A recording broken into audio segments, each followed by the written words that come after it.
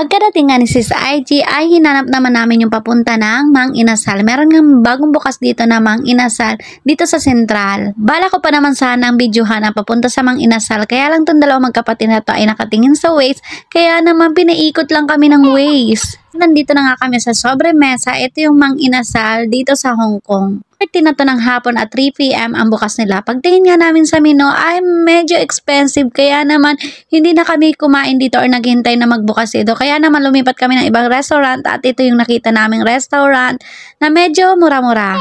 Medyo mura-mura nga dito pero wag ka, ang syala din naman ng kainan na to. Sa loob nga ng restaurant na to ay halos kami lang tatlo yung Pilipino dito na pumasok. Isang araw siguro tayo dito.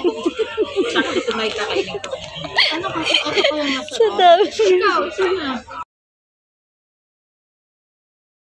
And Japan sauce. Japan. Japan sauce. At ito na nga ang lahat ng na-order namin. Ayan, may vegetable salad at ayan yung mga order namin. Napakasulit nga ng pagkain namin dito at mura lang din ang pagkain dito.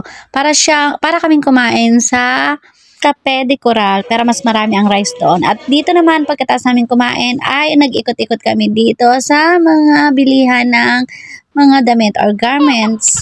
At nang nakakita nga ng Jayco donut, itong magkapatid na to, ay akala ko ba naman ay bibili ng donut at makakatikim ako dito sa Hong Kong ng Jayco.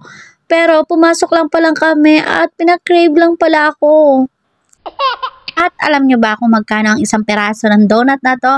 Ay nagkakahalaga ng 100 to 120 pesos or higit pa dito to sa Hong Kong.